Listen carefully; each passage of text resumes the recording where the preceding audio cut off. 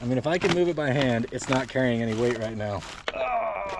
Ladies and gentlemen, welcome back to Between the Sharks. We got a doozy for you today. This house is falling down. Today, we're gonna fix it. Well, at least part of it. Some of it. Let me show you. As you can see right here, the sill plate and the band joist, they're doing a disappearing act. They're a regular David Copperfield. And like that, he's gone. And this is a load-bearing wall. You're not really sure. Here's one surefire way to tell. Is the end of the roof sitting on the wall? Yep. Yep. All right. The roof is the load that is bearing, meaning it's holding up the roof. So it's a load-bearing wall. In its absolutely simplest form, a house is nothing but a box. And over time, we've come up with a very simple way to make that box, which is using sticks made out of trees, lumber, dimensional lumber, to frame it out, and then we cover it in sheets of stuff. Plywood sheathing, drywall, you name it. In this particular case, this end of the house got some roof damage. I'm not exactly sure how, but over the many years that went without being fixed, water poured in through these holes. As the water poured in, it started to rot the wood. Wood can get wet so long as it dries. If it stays wet forever, then it will start to rot, just like this. Well, you got a little dry rot here, boss. That's okay. Every boat's got it. Every boat's got it. The water has run down here, rotted out everything below the floor, which is the sill plate and band joist that we just looked at. And as the water pooled up on the floor, it ran all around in here. So the first couple floor joists are also rotten. It's not a big deal. It's just some sticks. In order to fix all of this, we have to support the whole weight of the roof that is landing on this wall temporarily so that we can repair the wall. We need to build nothing more than a stud wall to carry the weight of this roof. Starting off with a clean, well-lit work environment is critical to success. For ease of attachmentification and supportification and bracitude, I think I'm gonna pull this paneling off the wall and try to not douse myself in old, what I'm sure is rodent feces filled fiberglass insulation, because that would be a bad day. Yeah. That's interesting. Okay. That was not expected, actually. I expected it to be about 1/4 inch, but... Oh, right. There's nothing behind it. That's crazy. All right. So I kind of knew all right, we're in an extension that's attached to an extension that's attached to an extension. So the house continued to grow this direction over time. So we have exterior walls there. Then this room was added. Then another room was added. So this was an exterior wall till that room was added. And I knew there was a door frame here, but I didn't realize they had only put like 1/4 inch paneling over it. Now granted, it was interior at that point, but the kitchen was on the other side of this. Anyhow, well, this will be easier than I thought. At least this particular part. However, there's no framing back there anyway, so it's a little bit pointless. Oh no, wait, there's a stud.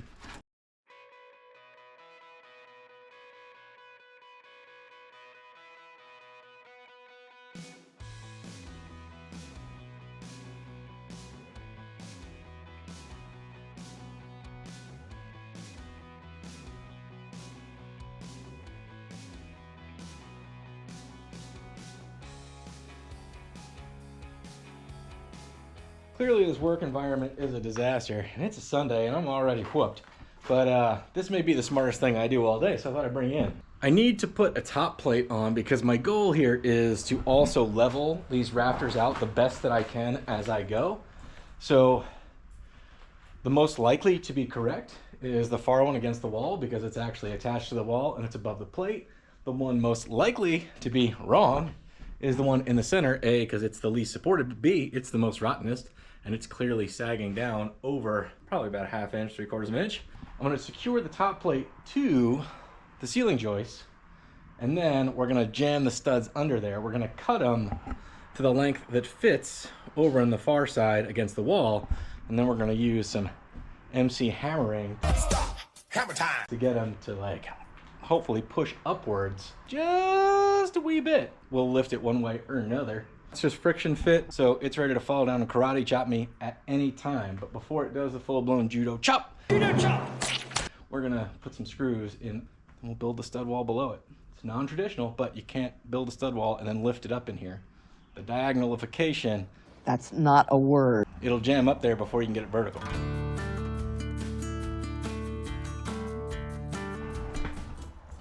All right, first things first, to cheat, I've got this Lasco laser out. This thing is actually awesome. This green laser is super bright, and it does the X pattern in all the directions. Part deux, perfection is not the goal. Pretty darn good is. It's about like everything we do around here, you know? All right, we got the first one in. Took a little 2-pound sledge. We'll rate this by size of hammer involved here. But if I step back, you can see this go. It's got a big old whoop-de-doo. I'm gonna go joist by joist and we'll see how it does. Below this OSB that's spreading the load, we have oak that's over 3/4 of an inch thick, spreading the load tongue and groove. Below that, we have diagonal 3/4 boards. So it's more than enough so that all of the downward pressure is not hitting a single point. It is definitely just being transferred over and over again. Probably should do it from both sides, but we'll figure it out as we go. We'll make it up. We'll pretend like we know what we're doing though.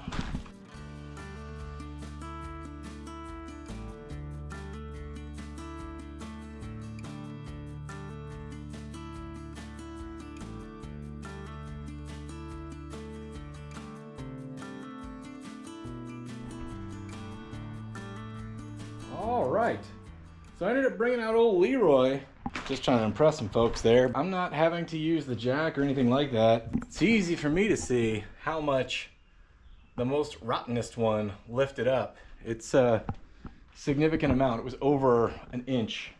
This just drove in like a wedge. I went ahead and jammed a 2x4 in there because the connection point between the joist and the rafter is a little bit, you know, not there. So I wanted to make sure that that rafter lifted up with the joist, which it seemed to do.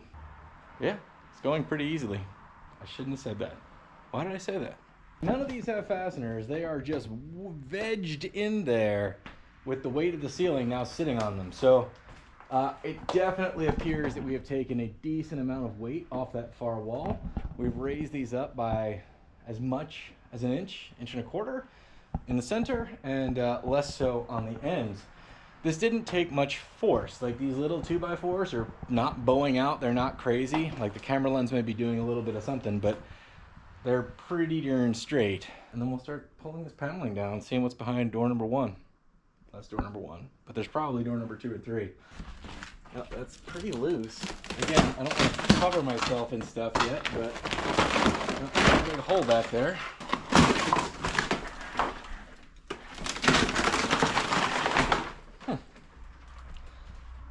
What were you? Fascinating, because this looks like it used to be kind of a door opening, maybe? I wish I had a dumpster here, but I don't. All right. Well, this one's in slightly better shape. This one's been under a hole in the roof forever, so it's is donezo. Fascinating stuff, gang. I don't know if you remember the extension that we tore off, but it wasn't particularly well built. Certainly wasn't insulated. But now that I've gotten behind this paneling, it just peeled right off. We can see right out through here. So this was window, big window. This was apparently a door, and maybe if this was a door, that probably was a door too. Blows my mind. There's nothing in here. There's no kind of insulation. So basically it was 2 thin layers, 1/4 inch, of that cheap paneling covering the windows on both sides because the paneling is still there and shredding itself. Crazy enough, that 2x4 seems like it's in decent shape. I don't know what's behind this drywall. Technically, there should be beams across this, which, I mean, that's a 4x4 post, or 2 2x4s, which is correct for one side of the window. 2 2x4s, 2 2x4s. Looks like the original doors and windows, at least stud-wise, were framed correctly, which is helping to hold this thing up.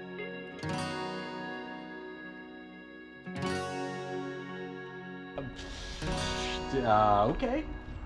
More that I did not expect. Fascinating stuff, team. It's crazy, but this wall's actually overbuilt.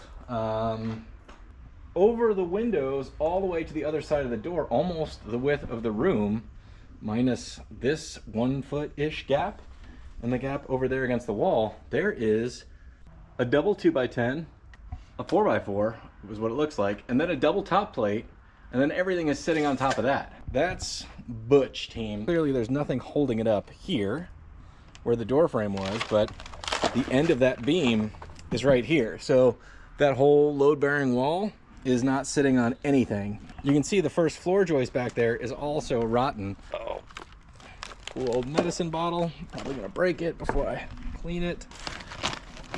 I mean,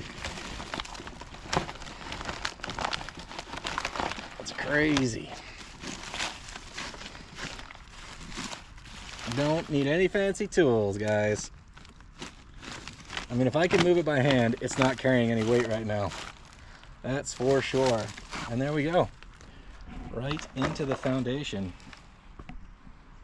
Well, suppose the good news is that was easy.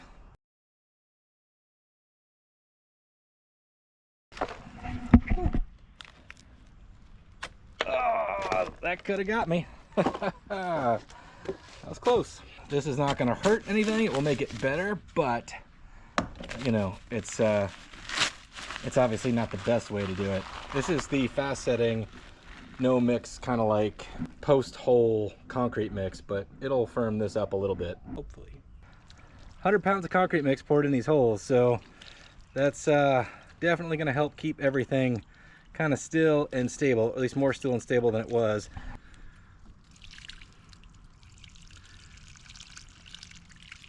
Let this cure overnight. So far, water damage has been most of what's taken this out. If they had fixed the roof, I never would have been able to afford the place. So buy junk, because that's what I can afford. And I'm not scared of putting the work in, not at all. See? So. All right, always new discoveries. So these 2x4s you see the end of, there's at least 3. One seems to dead end into the side of that floor joist. So I'm not going to remove that until I get more of this wall supported. I was trying to get a full 8 feet over because, well, that's 8 feet. We'll have to go a slightly different route. We're going to put our termite shield in, which is galvanized, goes on top of the block. Apparently the termites can't figure out how to get around it.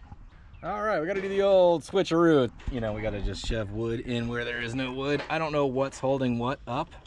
That's not holding much up. So we got to do some karate with this guy right here.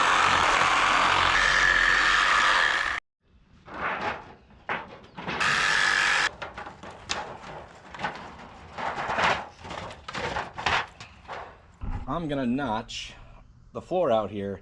We're gonna stick some tubifers on the back of this thing down to our foundation.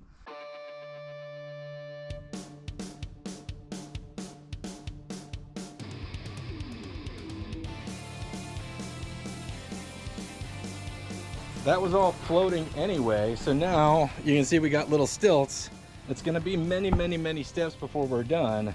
But by the time we're done with this one, this wall and the ceiling should be supported so that we can repair this section of floor, so that we can move this stud wall closer to this wall so that we can actually remove this wall.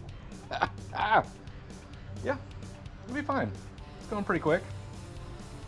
Keep after it.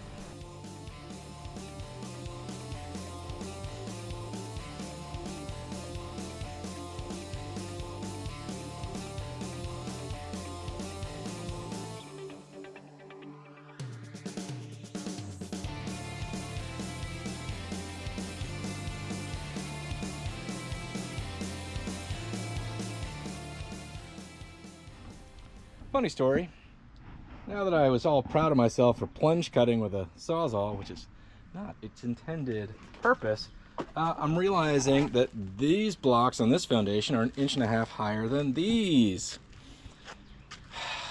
At the same time, I still kind of want to span this whole thing. Otherwise, I'm going to have to add some foundation blocks to catch this side. And I would feel more better if it was all tied together.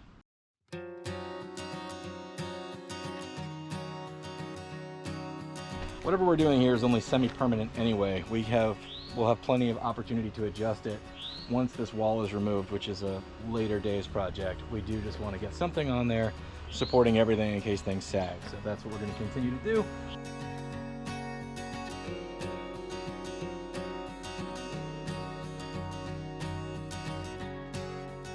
I think we're more than stable enough to continue our repairs. Unfortunately for me, that means dealing with the mess that I made. We have to cut the floor from here pretty much back to there. I'm gonna move all of this crap out. Yeah.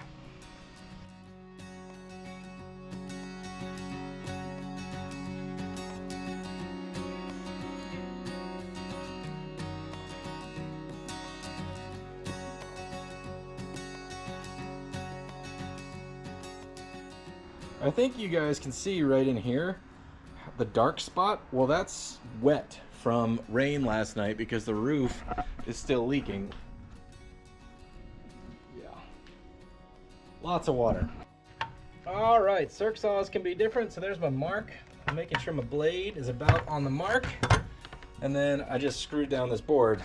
That way I can run the foot of the saw along this board and not have to think too hard about it.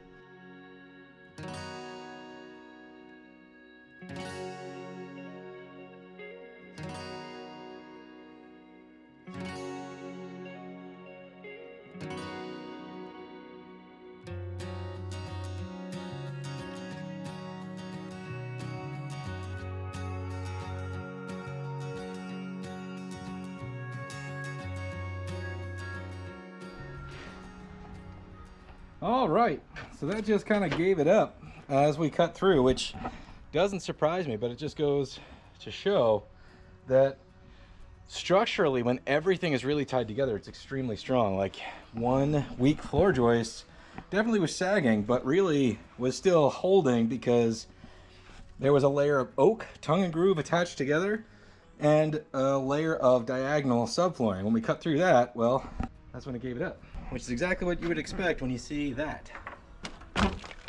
She down.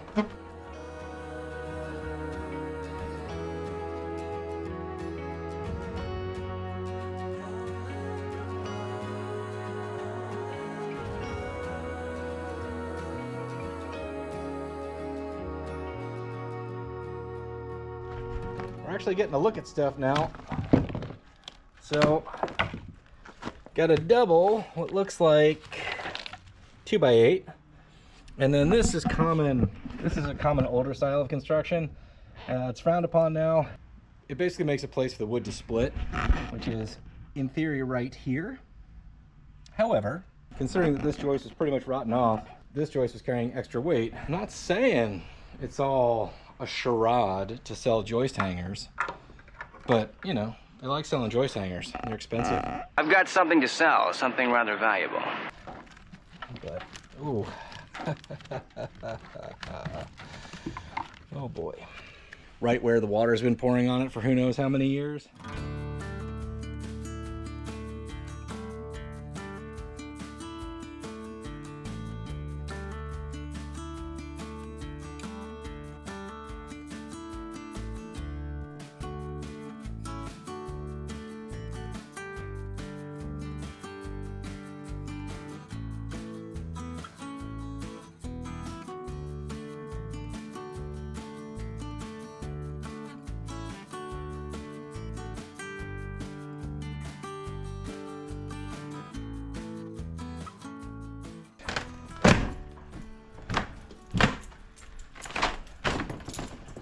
Yeah, she's down.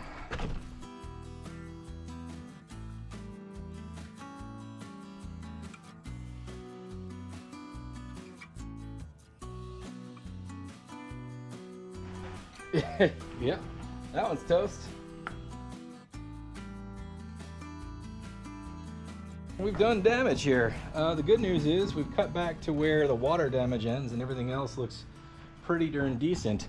It's crazy how much heart pine was used in these extensions, which I do find interesting in the sense that this heart pine seems to match the stuff that I found in here. That is all heart pine. I mean, it's an incredibly expensive bunch of wood in there that was just used for framing, because obviously, A, it was here, and B, like in the 50s, old growth pine, we hadn't cut it all down yet. I have it on good authority that back in this area, as recently as the 70s, they were still using teams of Clydesdales to clear land. Pretty crazy. Look at that, dude. I was afraid I hurt him. But no, I didn't. Look at him just slugging all around. That didn't hurt him. Felt bad. There's a couple things we got to do in this general area. We've got to support this because that's all rotten. About two right there. Oh, that's not great either. Anyway, we got to get the support under there because that is what is holding up the floor joists all the way along. Without pulling up this whole floor, which I just don't see the point in. I understand academically why it would be a good idea, but for the long-term outlook on this property, it's not a great idea.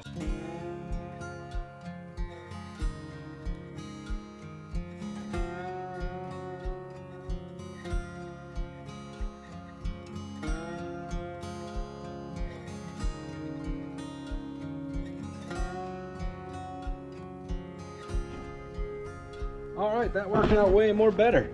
We still have some nails and stuff we got to deal with.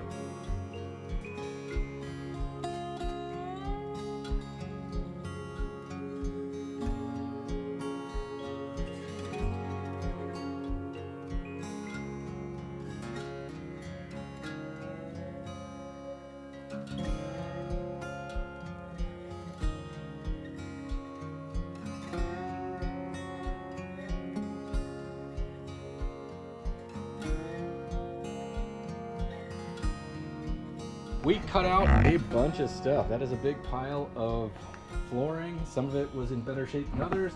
By the time we got over here, the saw was cutting through lumber that smelled like fresh pine sap, which is just, I mean, it's always wild when you're getting into a really old house and you get into wood that's in really good condition. It's harder to cut through, A, but B, it smells like brand new, fresh cut pine. So it's probably gonna be about where I call it for tonight. And if this is the end of the episode, hey, look at that.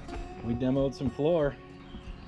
We'll be back sooner than later for some next steps, whether that's filling in this floor or I don't even know.